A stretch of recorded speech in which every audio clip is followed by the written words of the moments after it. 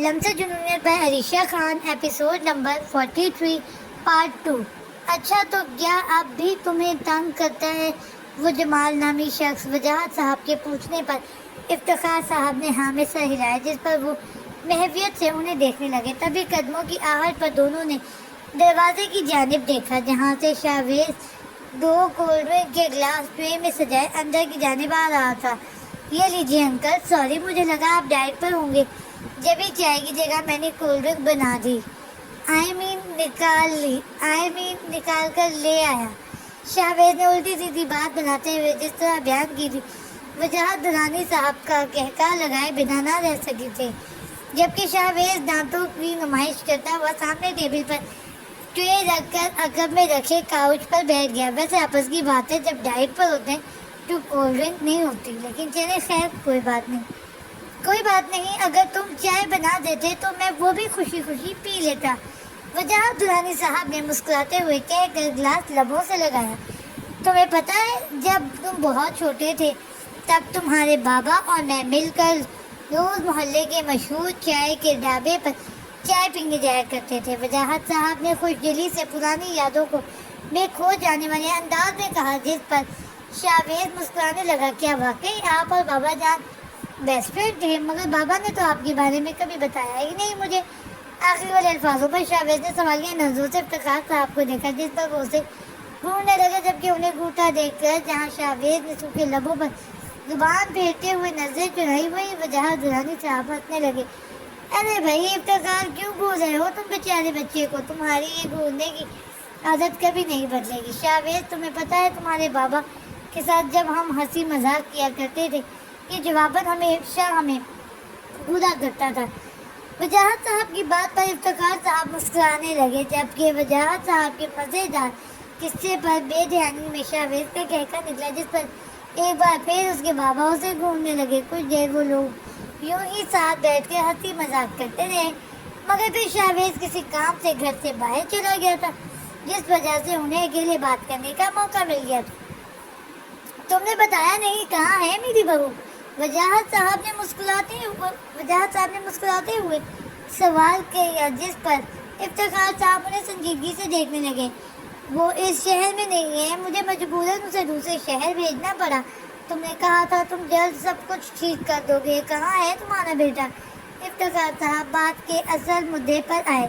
دیکھو افتخار، میں جانتا ہوں کہ تم اب بھی یہی سوچ رہے ہوگے کہ میں نے ماضی میں جو فیصلہ کیا اب اس پر پچھتا رہا ہوں۔ یقین مانو، ایسا کچھ بھی نہیں ہے۔ میرے نصیب میں بیٹی نہیں تھی، مگر تمہاری بیٹی کے سر پر شفقت کا ہاتھ رکھ کر مجھے احساس ہوا تھا بیٹیوں کے باپ واقعی بہت خوش قسمت ہوتے ہیں، وجاہت صاحب نے نرم لہجے میں کہا۔ ان کی بات افتخار صاحب سنجیدگی سے سن رہے تھے۔ تمہیں یاد ہے وہ دن جب تمہارے اس کزن جمال علی نے تمہیں جھوٹے کیس میں پھنسا کر تمہارا گھر ہڑپنا چاہا تھا؟ تم جیل کی سلاخوں کے پیچھے تھے جس دن میں پاکستان سے جانے والا تھا، مگر بھابھی روتی ہوئی میرے پاس آئی تھی تمہیں چھڑوانے اور اس چھوٹی سی بچی کو بچانے کی درخواست کرنے کے لیے۔ وجاہت صاحب کی بات پر انہوں نے کرب سے آنکھیں میچ لی تھی۔ وجاہت صاحب کی باتوں پر انہیں کچھ سالوں پہلے والے مناظر یاد آ گئے تھے۔ میں وہ دن بھلا کیسے بھول سکتا ہوں جب تم نے میری بیوی فاطمہ اور میری بچی تعبیر کو بچایا تھا۔ تمہارا اور فاطمہ کا جلد بازی میں کیا گیا فیصلہ شاید اس وقت کے لیے درست فیصلہ تھا۔ تم نے میری بیٹی کو بر وقت اپنے بیٹے کے نکاح میں لا کر اسے خاندانی دشمنی کی بھیٹ چڑھنے سے بچایا تھا، مگر وہ بات مجھے بہت بعد میں بتا کر تم نے دھچکا دیا تھا مجھے۔ افتخار صاحب کی آنکھیں نم ہونے لگی تھی۔ وجاہت صاحب نے ان کے کندھے پر ہاتھ رکھ کر انہیں دلاسا دینا چاہا۔ میں جانتا ہوں تم اس فیصلے سے ناخوش تھے۔ ارے تمہیں تو یہ تک نہیں پتا تھا کہ میں اپنی فیملی کو لے کر واپس دبئی کیوں جا رہا تھا۔ تمہیں لگا تھا میں دوستی نہیں نبھا پاؤں گا، شاید تم بھول گئے میرا اسٹیٹس بدلا تھا، میں خود نہیں بدلا تھا۔ وجاہت صاحب نے انہیں سمجھاتے ہوئے کہا، واقعی ایسا ہی تھا۔ جب وہ کامیابی کی بلندی پر تھے تب وہ سب سے دور چلے گئے تھے۔ دبئی میں ان کے والد کا بزنس تھا جنہیں دوبارہ آگے بڑھانے کے لیے وہ اس ملک کو چھوڑ کر چلے گئے تھے۔ وہی ان کی شادی ان کے والد کے دوست کی بیٹی سے ہوئی تھی۔ ان کی شادی پسند کی تھی، اللہ پاک نے انہیں بیٹے سے نوازا تھا.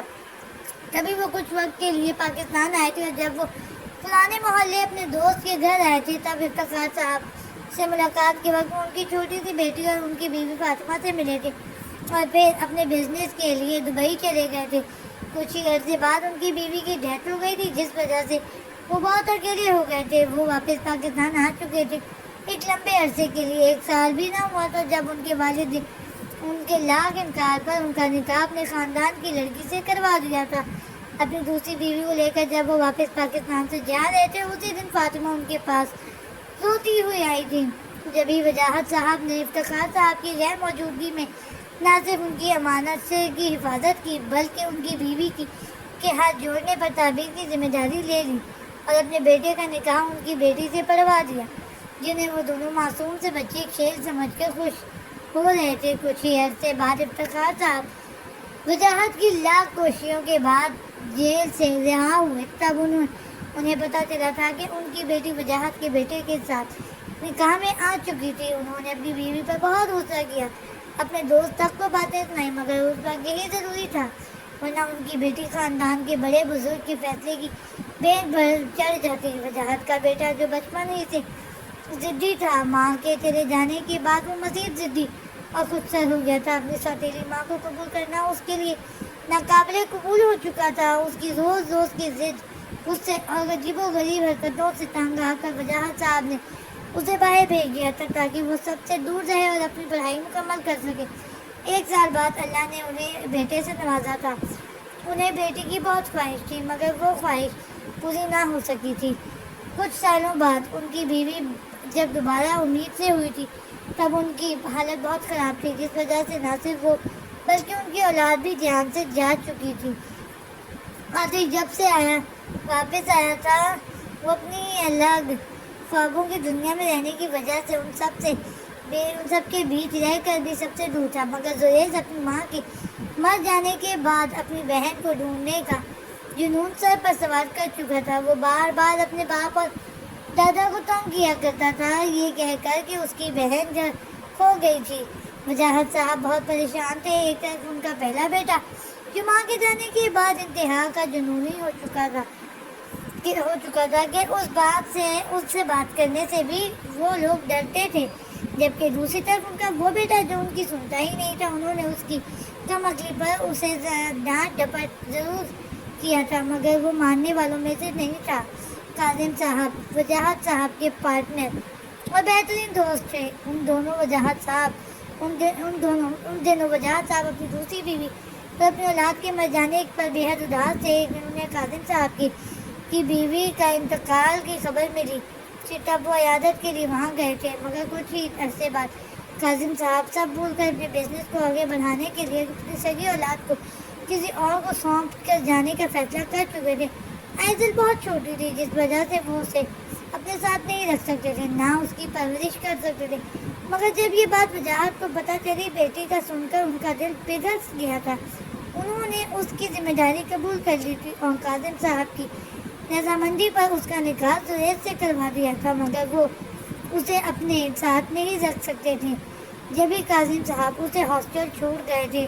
عاطف جب جوانی کے دنوں سے گزر رہا تھا، تب اس کا رویہ کچھ بہتر ہو چکا تھا، مگر غصہ اس کا اب بھی سوا نیزے پر تھا، جس وجہ سے وجاہت صاحب نے اسے کبھی حقیقت نہیں بتائی تھی، کیونکہ وہ بچپن سے ہی اپنی ماں کی موت کو لے کر ذہنی طور پر بیمار رہا کرتا تھا، اس لیے وہ اسے مزید کوئی اسٹریس دینا نہیں چاہتے تھے.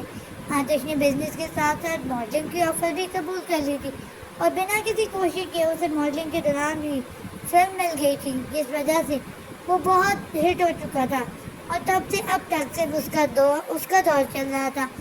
زریز بھلے سے اپنی بہن کی جدائی کو لے کر اپنے باپ کو لاپرواہی کے طعنے دیا کرتا تھا، اسے سب حقیقت سے آگاہ کر دیا کرتا تھا. وہ شروع سے ہی سب جانتا تھا، مگر زریز تھا. وہ نہ صرف اپنے مخصوص انداز میں بزنس سنبھالتا تھا، بلکہ کاظم صاحب سے کہہ کر اپنی بہن کے اخراجات خود پورے کرتا تھا. کاظم صاحب کو حریم کے بارے میں شروع سے ہی سب کچھ جانتے تھے، مگر زریز نے انہیں اتنا بڑا سچ اپنے باپ سے چھپائے رکھنے کا کہا تھا. अब उन सब बातों को कोई फ़ायदा नहीं। वजी अब हमें हतमी फैसला कर लेना चाहिए। क्या तुमने अपने बेटे को इसके निकाह के बारे में बता दिया? इफ्तिखार साहब की बातों उन्होंने पेशानी रख ली, जिस पर इफ्तिखार साहब उनका जवाब समझ चुके थे। मतलब तुमने अभी तक उसे कुछ भी नहीं बताया। कहाँ है वो, कौन है वो, क्या करता है, क्या वो मेरी बेटी को कबूल कर लेगा? इफ्तिखार साहब ने गंभीर लहजे में कहा, जिस पर वजाहत साहब संजीदगी से उसे देखने लगे। देखो इफ्तिखार, ये काम जल्दबाजी के नहीं होते। वो अपनी माँ को खो देने के बाद तन्हाई पसंद हो चुका था, इसलिए मैंने उसे अब तक उसकी ज़िंदगी का सबसे बड़ा सच नहीं बताया। लेकिन मेरे यहाँ आने का मकसद ही यही है कि अब मैं सब कुछ सही कर दूँगा।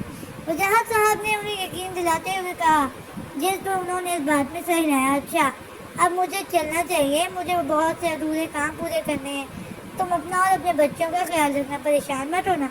1-2 महीने दो मुझे, मैं सब ठीक कर दूंगा। वजाहत साहब उन्हें तसल्ली देकर वहाँ से चले गए थे, जबकि इफ्तिखार साहब अब काफ़ी बेहतर महसूस कर रहे थे। Scene change. हाशिर, ये क्या कर रहे हो? छोड़ो मुझे। किरण के बाजुओं पर हाशिर की गिरफ्त मज़ीद मजबूत हो चुकी थी। वो न जाने उसे क्यों बार बार जिद कर रहा था। इतना वक्त हो चुका था मगर वो खामोश थी, लेकिन आज उसे हाशिर की हरकतों पर बेहद गुस्सा आ रहा था। नहीं छोड़ूंगा, मैं कब से तुम्हें ये समझाने की कोशिश कर रहा हूँ कि आंखें खोलो अपनी और साथ दो हमारा, मगर तुम्हें मेरी बात समझ ही नहीं आ रही।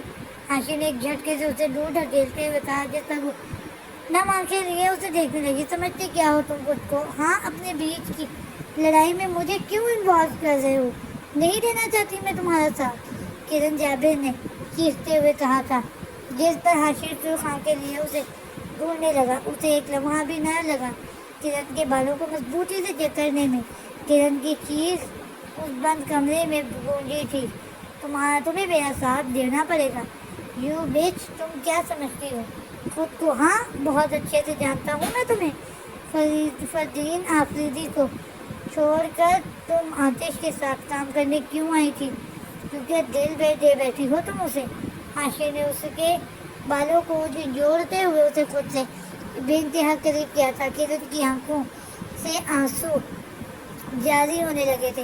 हाशिर की गिरफ्त मजीद मजबूत हो चुकी थी, मगर बहुत अफसोस की बात है कि तुम इस बार भी खाली हाथ रह जाओगी मिस किरण जाबिर। वो वक्त दूर नहीं जब फरगाम न्याजी की तरह आतिश दुरानी भी किसी टिश्यू की तरह तुम्हें यूज़ करके फेंक देगा। हाशिर की बात पर वो नफरी में सर हिलाने लगी। वो ऐसा नहीं करेगा, मैं उसे हासिल कर लूँगी। किरण ने तड़पते हुए ये अल्फाज कहे थे, जिस पर हाशिर का एक जोरदार कहकर उस बंद कमरे में गूंजा था। किरण ने सिसकते हुए उसे भीगी आंखों से देखा था।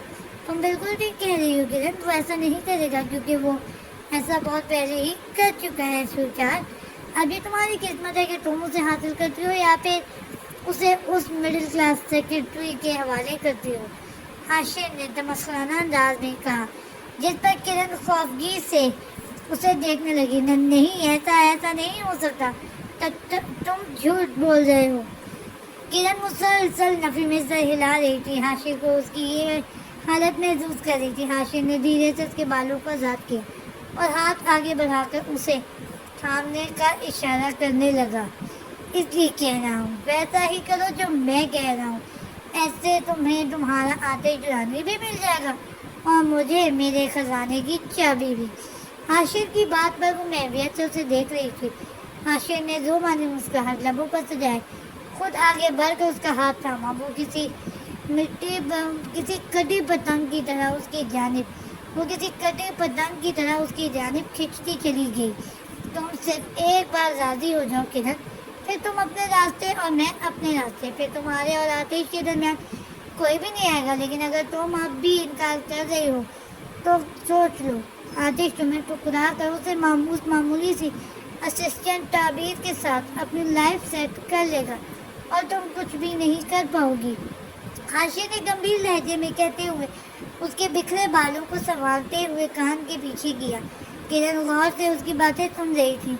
हाशिर उसके रुखसारों पर जमे आंसू को साफ करते हुए से थोड़ी सी ऊंचा करके आंखों में झांकने लगा। बताओ, दोगी मेरा साथ स्वीटहार्ट? हाशिर ने सवालिया अंदाज में कहा, जिस पर वो उस बात में सर हिलाने लगी। उसके रजामंद होने पर हाशिर के लबों पर फातिहाना मुस्कुराहट नमूदार हुई। गुड, अब जैसा जैसा मैं कहूँगा तुम वैसा ही करना। फिलहाल तो अपना हुलिया ठीक करो और रेडी हो जाओ, कुछ ही देर में हम पार्टी के लिए निकलेंगे। हाशिर ने संजीदगी से कहा। उसे खुद से अलग करता हुआ वो वहाँ से चला गया, जबकि किरण के आवाज़ों पर आतिश सवार हो चुका था। वो चाह कर भी अब पीछे हटने वाली नहीं थी। खुद को आईने में देखते हुए वो इरादा करने लगी कि वो कुछ भी करके आतिश को ताबीर से दूर कर देगी। अपने आंसुओं को साफ करती हुई किधर गई लाइन, अपने आंसुओं को साफ करती हुई वो काउच पर पड़ा ड्रेस उठाकर तब्दील करने की गर्ज से चेंजिंग रूम में चली गई। Scene change. Oh hi Atish, how are you man? आतिश ताबीर के साथ एक टेबल पर मौजूद था जब एक डायरेक्टर चलते हुए आतिश के पास आया। आतिश ने एक नज़र पीछे मुड़कर उसे देखा जो हाथ बढ़ाए खड़ा था। फाइन बनी, एंड व्हाट अबाउट यू? आतिश ने उसके बढ़ते हुए हाथ को थाम कर मुस्कुराते हुए कहा, जिस पर वो भी मुस्कुरा गया। एकदम फिट फाट, मगर ये लड़की कौन है? कोई नई एक्ट्रेस? उस डायरेक्टर ने आतिश के साथ खड़ी हुई ताबीर को देखते हुए कहा, जिस पर ताबीर नजरें झुकाए आतिश के करीब हुई। एक्ट्रेस नहीं, ये मेरी। आतिश ने ताबीर को देखते हुए कुछ कहना चाहा, उसकी बात काट कर वो डायरेक्टर बीच में बोल पड़ा, ओह समझ गया, I think girlfriend, I am right? Director ने आतिश को देखकर एक आंख विंक की, जिस पर आतिश ने उसके कंधे पर पंच रसी किया। गर्लफ्रेंड भी नहीं? क्यों, कहीं कोई गर्लफ्रेंड भी नहीं? कहीं कोई प्यार मोहब्बत वाला सीन तो नहीं, लाइक शादी वगैरह? आतिश के मुस्कुराने पर वो भी मुस्कुराने लगा। ताबीर उनकी बातों से घबराते हुए आतिश के बाजुओं को थाम गई। ओके, मैं आपका ज़्यादा वक्त नहीं लूँगा आतिश, खुदा हाफिज़। वो डायरेक्टर क्योंकि आतिश का बहुत जाना पहचाना और अच्छा साथी था, इसलिए ताबीर को डिस्टर्ब होता देखकर वो वहाँ से चला गया। ताबीर तुम ठीक हो ना? आतिश ने ताबीर को उनकी मजबूत लिफ्ट को महसूस करते हुए धीमे लहजे में पूछा, जिस पर बस भाग में से हिलाने लगी। वो आज बहुत खूबसूरत लग रही थी। लाइट पीच कलर का डिज़ाइनर ड्रेस, जिसके साथ भरा हुआ दुपट्टा, हल्का सा मेकअप, खुले बाल, वो हर एक की नज़रों का मरकज़ बनी हुई थी। आतिश वापस चलिए प्लीज़, मुझे बहुत अजीब महसूस हो रहा है, ताबीर ने धीमी सी आवाज़ में कहा, जबकि आतिश उसकी बात पर इस बात में सर हिलाने लगा। आतिश ने dark brown coat, black shirt और ब्लैक पैंट पहनी हुई थी। अपने बालों का तरतीब से हेयर स्टाइल बनाए वो उस पूरी पार्टी में सबसे ज़्यादा खूबसूरत नौजवान लग रहा था। बेशक वो सबसे ज़्यादा हसीन था। अभी वो एक्सक्यूज़ करने के लिए डायरेक्टर के करीब आने ही लगा था जब मीडिया वहाँ पहुँच गया। ये तो बहुत आम सी बात थी कि ऐसी तकारीब में मीडिया वहाँ मौजूद होता था। ताबीर और आतिश को झटका तो तब लगा जब नज़र एंट्री एरिया से आने वाले किरण, जाबिर और हाशिर खानज़ादा पर गई। वो दोनों एक दूसरे के बाजुओं में बाजू डाले एक अदा से अंदर की जानिब आ रहे थे। ताबीर ने खौफगी से आतिश को देखा, जैसे सवाल कर रही हो वो लोग कैसे? रिलैक्स ताबीर, ये आम सी बात है, जिस तरह उसने हमें इनवाइट किया है बाकी के आर्टिस्ट भी इनवाइटेड हैं। रिलैक्स हो जाओ, मैं साथ हूँ तुम्हारे। आतिश ने ताबीर को घबराते हुए देखकर नरमी से कहा, जिस पर वो सर झुका गई। हाँ, क्या मंजर है, क्या खूबसूरत चेहरे हैं, क्या हसीन हसीनाएँ हैं, क्या जोरदार शख्सियत है, क्या कातिल अदाएँ हैं। मीडिया जैसे ही अंदर आया, माइक पकड़े एक शख्स सबको अपनी जानिब मुतवज्जो करने लगा, जबकि रूपदार वाला जुमला उसने आतिश को देखकर कहा था। वो यकीनन सबको छोटा बहुत वक्त लेने आया था, सबका छोटा बहुत वक्त सा लेने आया था।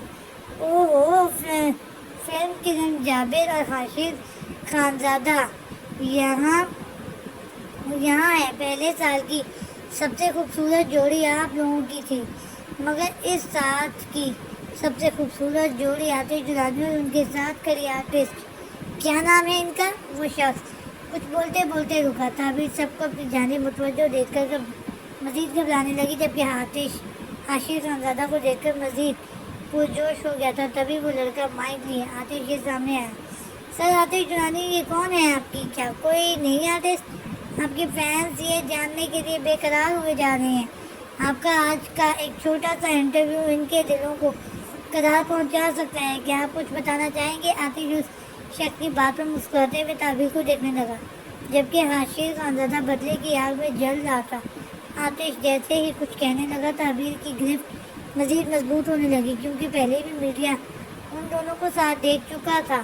اس آتش کا ایک جواب پوری انڈسٹری میں دھوم مچا سکتا تھا۔ جی ہاں بالکل، میں اپنے فینس کی دل سے قدر کرتا ہوں۔ اپنی زندگی کی سب سے اہم خبر میں ان تک پہنچانا ضروری سمجھوں گا۔ آتش نے حسرت بھری نگاہوں سے تعبیر کو دیکھا، جو ناسمجھی سے اسے دیکھ رہی تھی۔ کیا آخر کیا کہنے جا رہا تھا وہ؟ میرے فینس کو یہ جان کر خوشی ہوگی کہ ان کے بازی گھر کو آخرکار ان کی سینوریٹا مل ہی گئی۔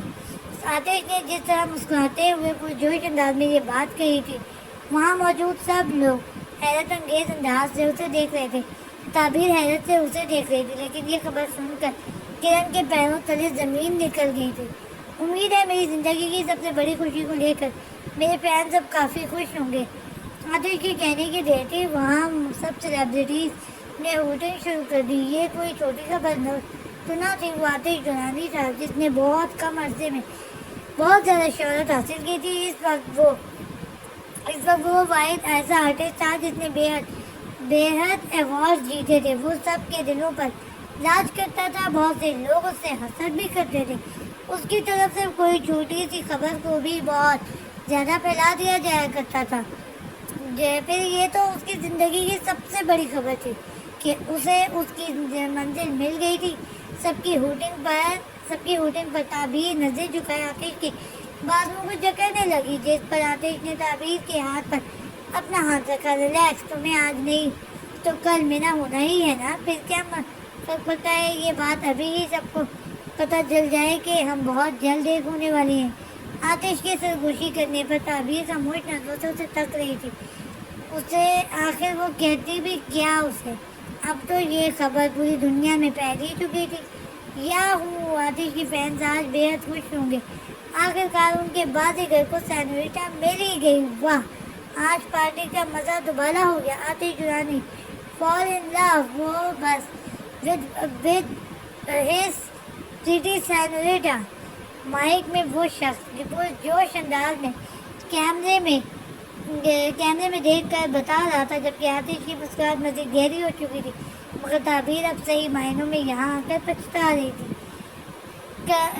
کانگریس آتش درانی، وہ جو تعبیر کے پریشان چہرے کو بڑی دلچسپی سے تک رہا تھا، عقب سے آتی آواز پر پیچھے مڑا، جہاں کرن کھڑی ہوئی مسکرا رہی تھی۔ تھینک یو سو مچ، آتش نے مسکراتے ہوئے کہا، جس پر وہ اس کے بازوؤں کو پکڑتے ہوئے اس کے قریب ہوئی۔ اس لمحے آتش کو کچھ عجیب سا محسوس ہوا تھا، کیونکہ ایک بازو تعبیر تھامی ہوئی تھی، مگر کرن کا چھونا اسے تعبیر سے نظر چرانے پر مجبور کر رہا تھا۔ بڑے چھپے رستم نکلے، تم ہاں بتانا ضروری بھی نہیں سمجھا اور سب کچھ اکیلے ڈیسائیڈ کر لیا؟ میں بتا رہی ہوں، مجھے ٹویٹ چاہیے۔ کرن نے جس بے باکی سے آتش کے چوڑے سینے پر ہاتھ پھیرا تھا، تعبیر آتش کو دیکھتی رہ گئی تھی۔ ڈونٹ وری، ذرا شوٹنگ سے فری ہو جاؤں، پھر ایک بڑی سی سیلیبریشن رکھوں گا۔ آتش نے کرن کو کہتے ہوئے ایک نظر تعبیر کو دیکھا، جو شاید کرن کو آتش کے قریب دیکھ کر سر جھکائے دور ہو چکی تھی۔ ہاں چلو دیکھتے ہیں، وہ کچھ پیو گے نہیں آج؟ کرن نے آتش کے سامنے ڈرنک کا گلاس بڑھاتے ہوئے کہا۔ نہیں، موڈ نہیں میرا، آتش نے جیسے ایک طرح کا بہانہ بنایا تھا۔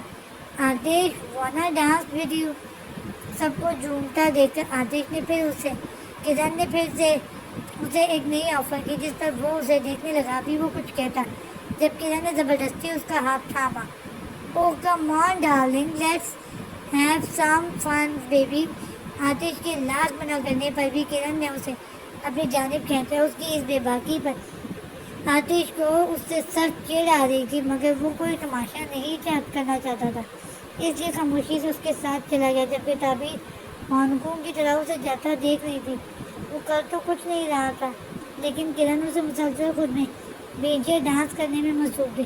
آتش بار بار تعبیر کی جانب دیکھ رہا تھا، جو خفگی سے اسے دیکھ رہی تھی۔ آتش کو تعبیر کی جانب دیکھتا ہوا پا کر کرن کے تن بدن میں آگ لگ گئی۔